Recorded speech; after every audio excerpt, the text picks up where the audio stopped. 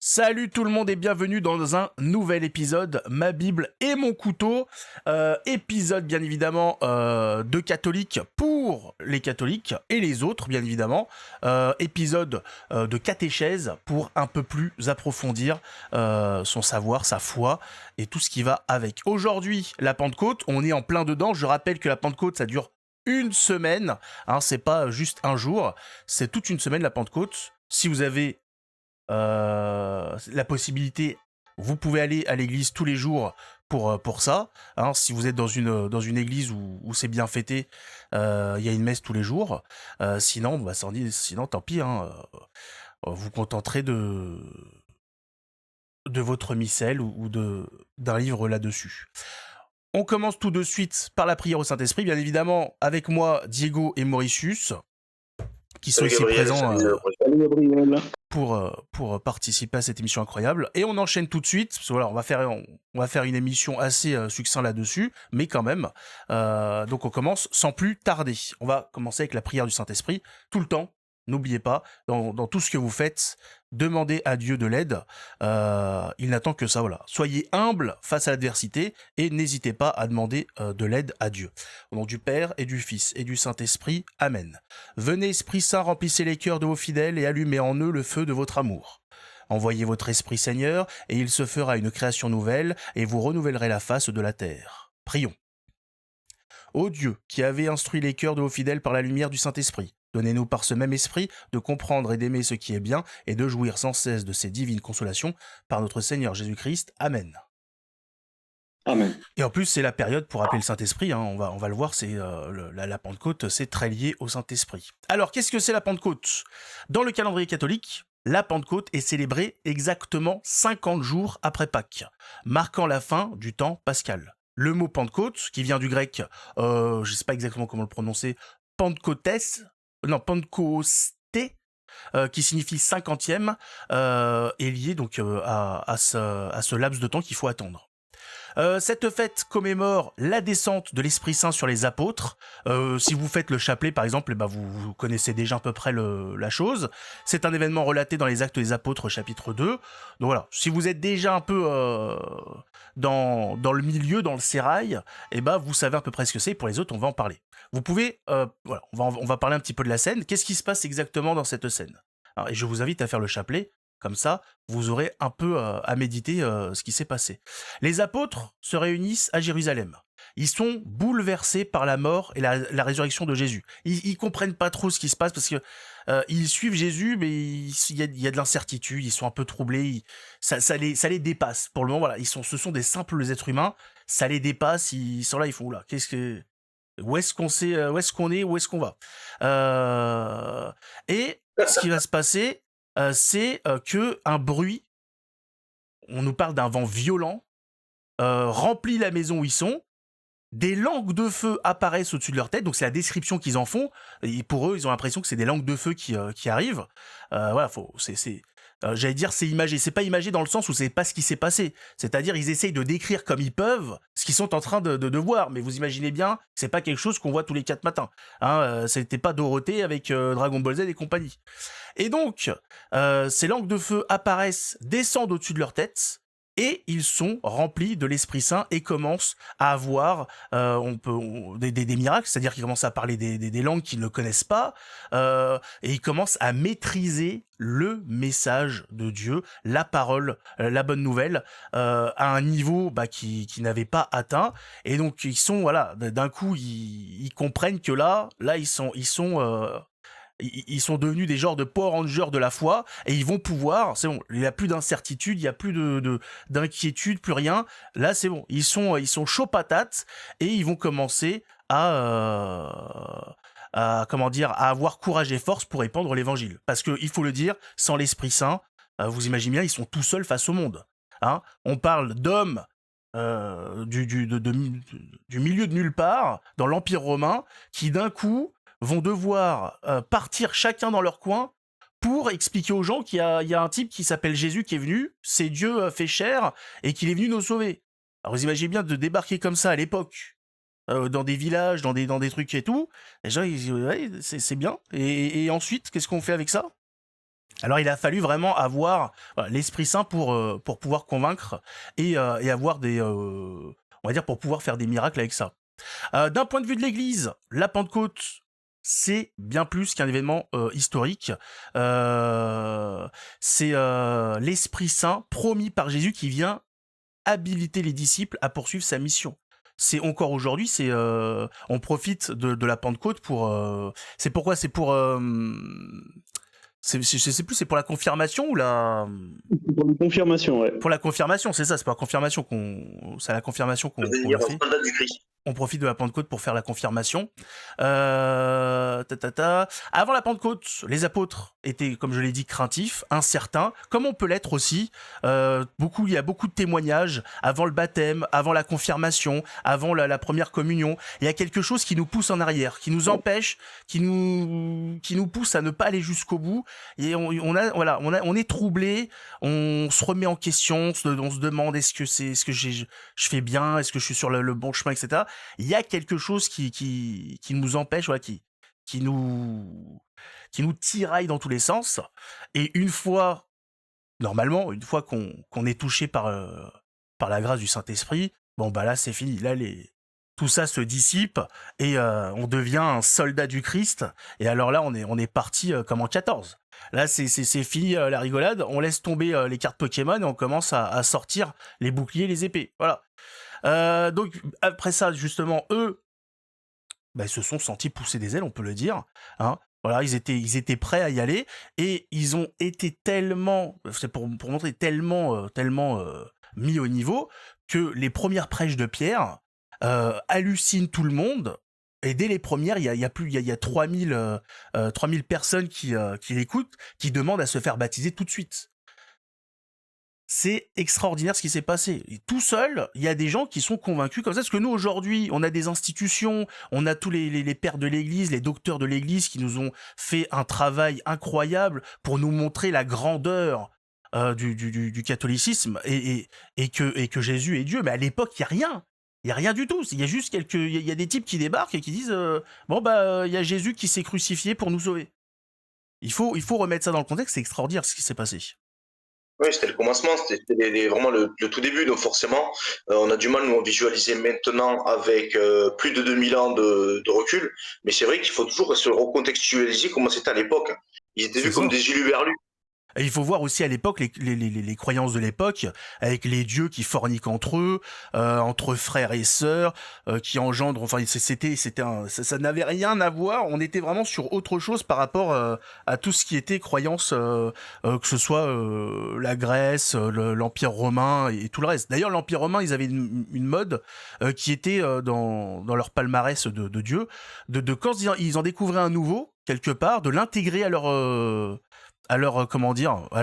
deck de dieu. À leur cheptel de divinité. C'est ça, voilà. C'était un peu c'était leur méthode de croyance, voilà. Un Pokémon de plus dans sa Pokédex. C'est ça, c'est un petit peu bizarre, mais c'était comme ça, donc voilà. C'est pour ça qu'ils n'ont pas beaucoup apprécié.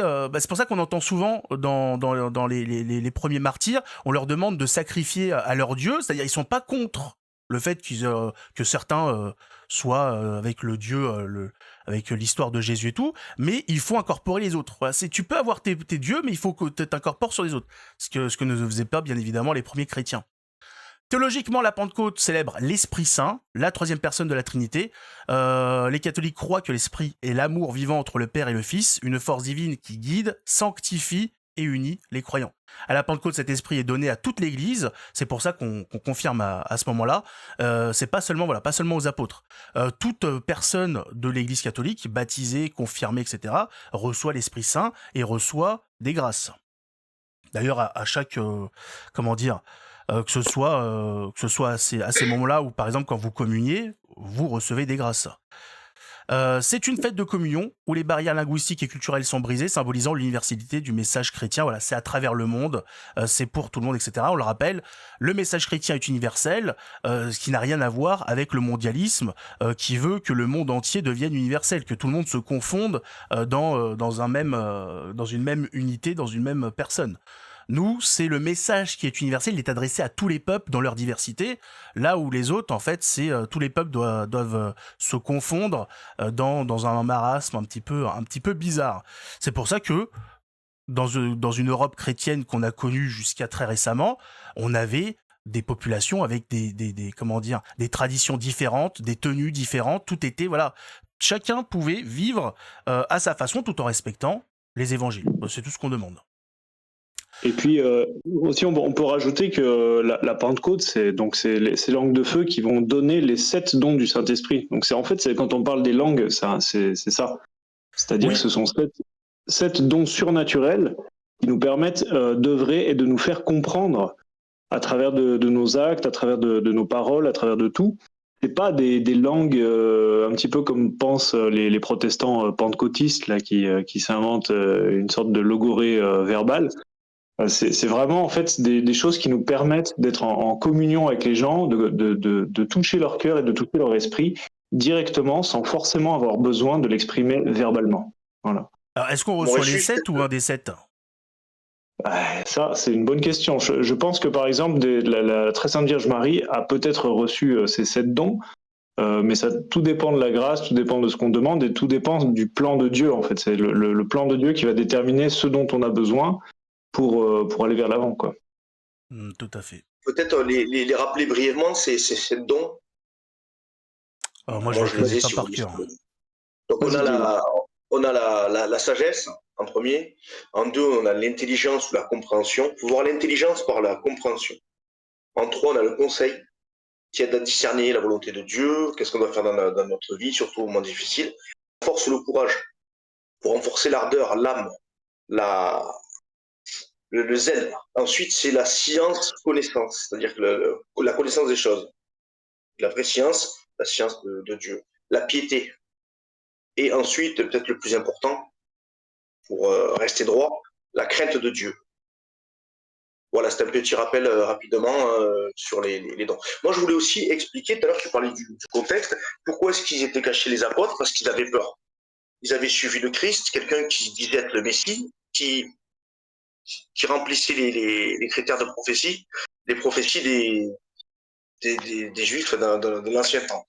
Et ils se sont cachés, pourquoi ? Quand ils ont vu la rage, la haine qu'il y a eu envers le Christ, qui l'ont fait crucifier, et le Christ, une fois ressuscité, leur a dit « Allez maintenant à Jérusalem, dans une maison, et restez-y jusqu'à ce que je vous envoie un signe. » Il faut savoir qu'ils avaient une peur terrifiante, parce qu'ils sont conduits de manière ignoble avec eux, ils étaient persécutés.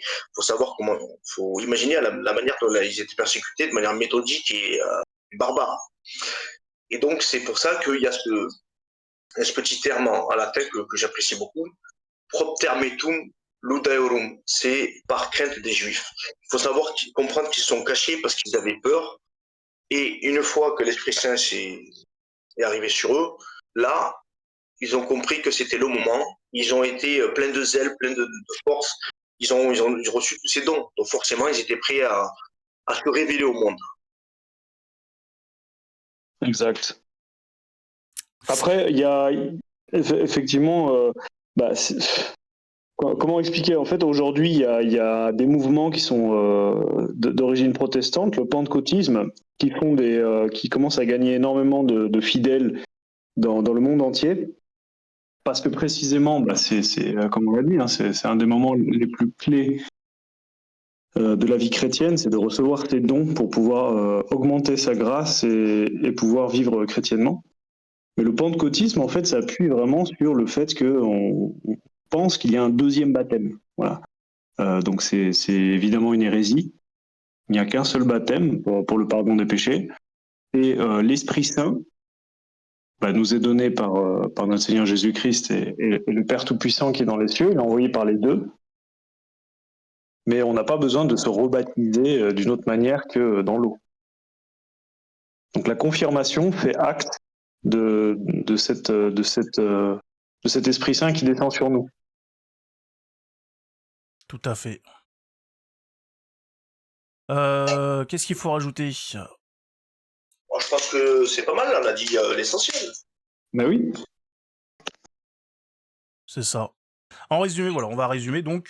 La Pentecôte, c'est le moment où l'Église reçoit l'Esprit Saint pour accomplir sa mission dans le monde. C'est une célébration de l'unité, de courage et de la présence vivante de Dieu parmi nous. Donc si vous n'êtes pas... Voilà, le baptême, ça suffit pas. Allez jusqu'au bout. Allez jusqu'au bout. Le baptême, c'est bien. Mais il faut arrêter de s'inventer après des vies. Alors, je suis catholique, pas pratiquant. Ça ne veut rien dire. Ça ne veut strictement rien dire. Hein, moi, des fois, je m'amuse à dire je suis végan non pratiquant. Là, les gens rigolent. Comment ça se fait que les gens ne rigolent pas quand les gens sortent je suis catholique non pratiquant? C'est un non-sens. Hein. Soit vous êtes catholique, soit vous n'êtes pas catholique.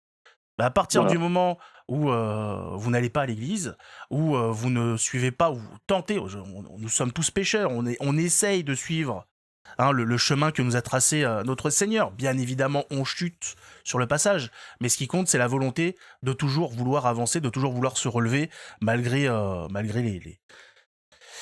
les tentations, malgré le fait qu'on tombe de temps en temps. Voilà. Les obstacles, c'est pas vraiment c'est des obstacles, mais qui sont surmontables. On le rappelle, hein, notre Seigneur ne nous envoie jamais d'épreuves qu'on ne peut pas surmonter. Voilà. Sinon, ce serait pas un Dieu très très sympa. Ouais. Si c'était pour nous foutre dans la merde sans qu'on puisse en sortir, voilà, on est toujours en capacité de pouvoir. C'est compliqué, se sortir. Voilà. C'est vrai. Cependant, Dieu n'hésite pas à nous mettre dans la sauce, afin justement qu'on puisse être éprouvé et montrer sa fidélité, et puis qu'on puisse effectivement utiliser les dons qu'il nous donne pour s'en sortir et se sanctifier. Donc il nous met quand même dans la sauce parfois. Oui. La finalité, c'est sanctifier le ciel. Ouais. La finalité, c'est sanctifier le ciel. On cherche tout ça. C'est ce qu'il faut chercher. Dieu donne et Dieu prend. Dieu donne, Dieu prend, mais il nous met jamais dans la sauce par hasard. C'est toujours Dieu à des péchés, à nos péchés. Et à notre attitude et notre comportement. Donc il le fait dans un esprit paternel pour nous corriger et nous permettre de progresser malgré nos péchés. Voilà. Exactement. Donc voilà pour cette semaine, donc, spécial Saint-Esprit. Et comme je l'ai dit, n'hésitez pas à parler à Dieu, à prier, et ne soyez pas dans l'hypocrisie. S'il y a quelque chose qui ne va pas, n'hésitez pas à en parler à Dieu. Ne parlez pas à Dieu tout dans, comment dire, en étant comment expliquer, comme cet ami qui vient tout le temps avec le sourire et plein de belles paroles pour vous cracher après dans le dos. S'il y a quelque chose qui va pas, vous dites voilà, Seigneur, bon là ça me fait chier là, la situation, c'est peut-être voulu, mais putain, est-ce qu'il n'y aurait pas moyen d'améliorer la chose, etc. Dites ce que vous avez sur le cœur, tout en respectant bien évidemment Dieu. Mais voilà, ne mentez pas, ne soyez pas un hypocrite, soyez sincère. Voilà. La sincérité, ça paye. Et si Dieu veut que les choses s'améliorent au moment précis où vous le demandez, ça sera fait. Et si vous devez attendre, si c'est trop tôt, il faut prendre son mal en patience. Chaque chose arrivera en son temps. Très belle conclusion. Voilà. Donc on se retrouve la prochaine fois pour parler de Attila. Et en attendant, prenez soin de vous et que Dieu nous garde. Dieu nous garde. Dieu nous garde.